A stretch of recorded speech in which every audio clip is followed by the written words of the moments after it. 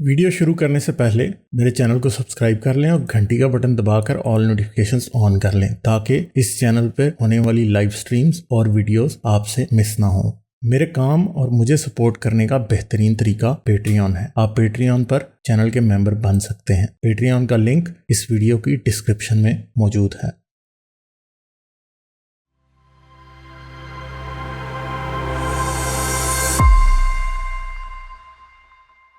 Vivaan star से बात करते हैं। Hello hello hello hello.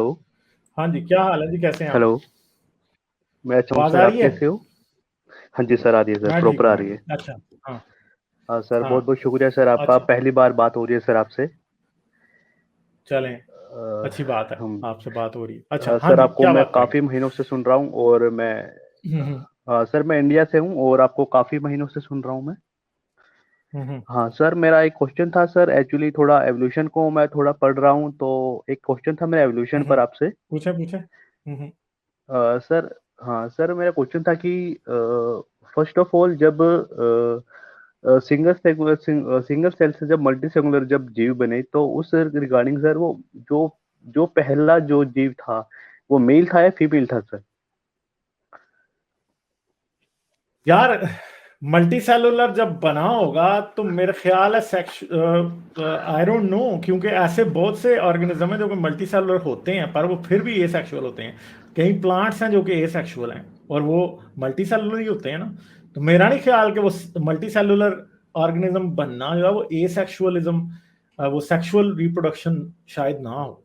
ठीक है, as far as I think. हो सकता है मैं गलत भी हूं, मगर मेरा नहीं ख्याल के सेक्सुअल रिप्रोडक्शन जो है वो मल्टी सेलुलरिज्म के साथ शुरू हुई हो। आई थिंक कि शायद विदाउट भी होती है। मल्टी सेलुलर ओके, ऑर्गेनाइजेशन नहीं सर मैं ऑर्गेनिज्म थोड़ा होते हैं इसमें, विदाउट हाँ विदाउट सेक्सुअल रिप्रोडक्शन। हाँ। ओके, नहीं सर हम्म। थोड़ा इसमें कंफ्यूजन है कि जो फर्स्ट जो हाँ, पहली कॉपी तैयार की होगी, जो पहली कॉपी बनी, तो वो मेल होगा या फीमेल होगा एक्चुअली, जो एक्चुअली मेल या फीमेल, और वो पहला जीव कैसा रहा वो होगा जिसमें एसेक्सुअल मेल हो फीमेल थे? सकता है, वो एसेक्सुअल हो ना, वो जाहिर बात है उसमें सेक्स हो ही ना। अब जैसे बैक्टीरिया वो सेक्स तो नहीं होते ना, वो तो वैसे डिवाइड करते हैं। ठीक है, समझ गए? ओके तो वो ओके जरूरी तो नहीं है, मल्टी सेलुलरिज्म के लिए सेक्सुअल रिप्रोडक्शन जरूरी नहीं है। सही है। हाँ ओके ओके, तो सर जो पहला हाँ जीव आया होगा, जो पहला जीव था, हाँ जिसमें सेक्स ऑर्गन हो गए जिसमें, वो मतलब हाँ। कैसा जीव रहा होगा सर, जिसमें फर्स्ट जो पहला जीव बना हो जिसमें एक सेक्स ऑर्गन आया होगा, या वो एक्चुअली जो वो मेल ऑर्गन था या फीमेल ऑर्गन था, वो उसमें थोड़ा सा कुछ ऐसा? नहीं, वैसे जो सेक्सुअल रिप्रोडक्शन है वो ऐसे स्टार्ट हुई होगी कि बाइसेक्सुअल पैदा हुए होंगे पहले। ठीक है, ओके जो इन इट सेल्फ मेल भी है और फीमेल भी है। फिर ये जो ओके सेक्सुअल स्पेशलाइजेशन है ना, कि एक सिर्फ फीमेल है और दूसरा सिर्फ मेल है, ये फिर आहिस्ता आहिस्ता बाद में इवॉल्व हुई होगी। पहले जो है ना वो वो जो है ना एक ही ऑर्गेनिज्म के अंदर, जैसे बीटल ने एक की है, और early organisms can be asexual of both sexes in one organism. ठीक है, तो ये हो सकता है, ऐसा ही हो, मगर शायद एविडेंस भी हो, किसी ने ढूंढा हो इस बात का, मगर मैंने नहीं पढ़ा ना अभी तक। अगर पढ़ा होता सर, तो मैं आपको इस पर सर, डेफिनेट आंसर देता। मैं अभी आपको बिल्कुल सर अंदाजे से बिल्कुल बता दूं। सर, इस पर कोई कोई आर्टिकल, कोई बुक वगैरह कोई आप सजेस्ट करोगे इस टॉपिक मैंने पर? नहीं पढ़ा अभी तक, मगर आई थिंक जेनेटिक एवोल्यूशन के अंदर कोई ना कोई इसका रेमनेंट कहीं ना कहीं मिलेगा जरूर। मुझे देखना पड़ेगा। आप भी अपने तौर पर ढूंढें, अगर आपको पता लगता है तो मुझे जरूर बताइए। बिल्कुल सर ठीक है, बिल्कुल, thank you sir, thank you sir, thank you so much चलें सर। चलें, ठीक है, thank you. Okay okay. Okay sir, फिर आता हूँ सर। Okay okay, bye. चलें, ये को फैफ खान के नाम से। Hello hello. हेलो। हाँ जी, हाँ जी, क्या हाल क्या है? हाल है? कैसे हो आप? अच्छा, ठीक। आवाज आ रही है? हाँ जी, क्या जी, बात करेंगे आप? मेरी आवाज़ आ रही है आपको? आ रही है जी, आ रही है। हाँ जी, क्या बात करेंगे आप? वो होमोस का आप डिस्कस कर रहे थे ना एक हिसाब से अभी, हाँ ऑफस्प्रिंग जी का। हाँ जी हाँ जी। तो उसमें कैसे होगा ऑफस्प्रिंग, बच्चा कैसे होगा? अगर एक्स एक्स मिलेगा तो लड़की हो जाएगी, अगर एक्स वाई मिलेगा तो लड़का हो जाएगा, लेकिन अगर वाई वाई मिल गया तो एबनॉर्मल हो जाएगा। तो प्रोबेबिलिटीज जो हैं वो एबनॉर्मल पॉपुलेशन की बहुत ज़्यादा नहीं हो जाएंगी? अच्छा, नहीं, अब आप साइंस जो है ना वो फिर अब नॉर्मल बच्चे तो नहीं पैदा करने देती ना। तो पता है वन आपको या थर्ड नहीं ऑफ द पता? नहीं तो मुझे एक बात बताएं, इंसान के कितने क्रोमोसोम होते हैं? 23XY। 23 और XY। फर्ज करें तो कि अगर एक, नहीं नहीं, एक मिनट ठहरे, ठहरे ना, अब सुने जरा, मैं अब आपको बता के ही छोड़ूंगा ना कि क्या होगा। इस बारे में एक आधा रिसर्च आर्टिकल भी मैं पढ़ चुका हूँ, ठीक है, कि ये कैसे होगा।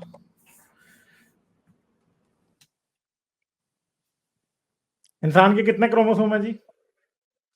कितने हैं? 46 क्रोमोसोम है। अच्छा, तो 22 किधर प्लस से आते हैं सारे? उसके जेनेटिक मेकअप है। अच्छा जी, तो हर कहाँ सेल से में आते हैं? एवरी सेल कंटेन्स 46 अच्छा, क्रोमोसोम। फिर 23 क्रोमोसोम्स होते हैं, ठीक है जी, ये जो के होते हैं पेयर, हमारे पास होते हैं 23 पेयर्स, ठीक है। आधे माँ 23 से आते हैं, मदर से, ठीक है। जी आधे किससे आते हैं? फादर से। जी।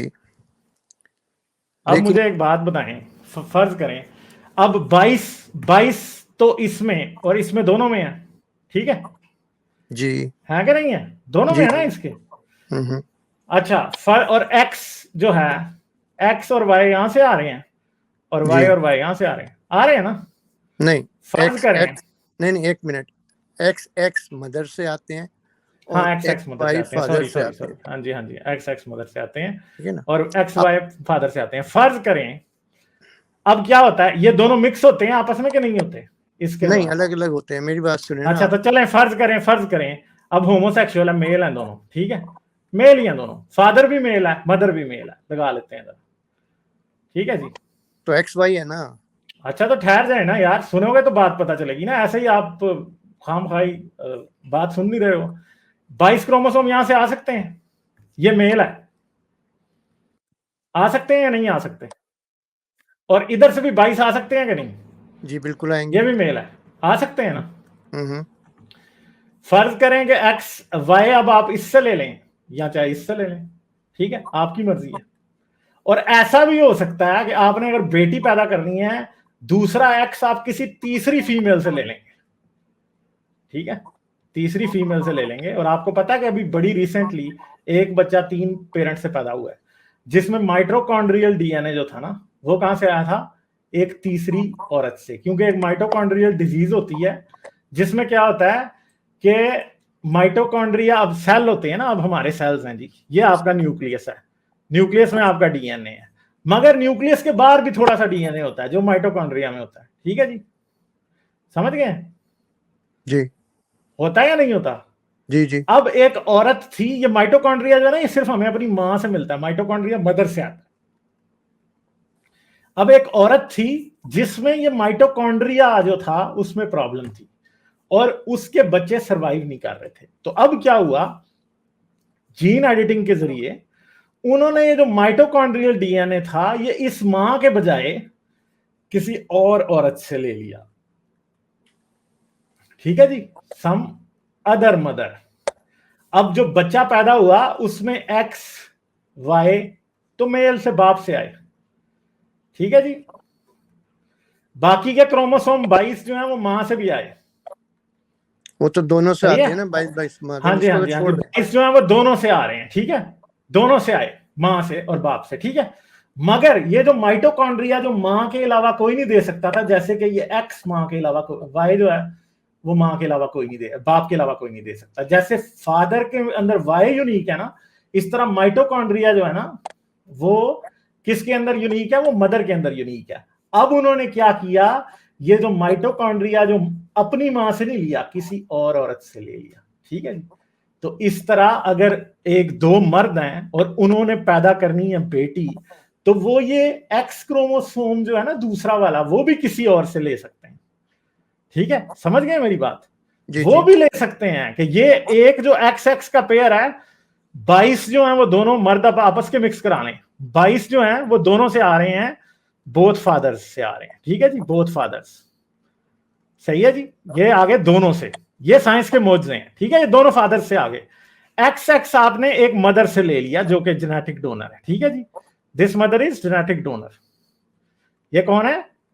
जेनेटिक डोनर, ठीक है। और एक्स वाई, अब आपकी मर्जी है कि आप दोनों में से किस बाप से एक्स वाई ले रहे हैं, फादर 1 और जी फादर टू। ठीक है जी। तो ये साइंस आपको, मैं आपको ये गारंटी दे रहा हूं इस बात की कि अगले 20 से 25 साल में आपको एक ऐसा बंदा, ऐसे ही बच्चे पैदा हुए नजर आएंगे जिनके दोनों फादर्स, दोनों जो कि 2 मेल से पैदा हुए होंगे, और बेटियां जो होंगी वो क्या होंगी, वो एक, उनमें से एक क्या होगा, बेटियों में जो एक्स एक्स आया होगा उनमें से एक एक्स जो है ना, या दोनों एक्स, ये किसी डोनर मदर से आया होगा। ठीक है।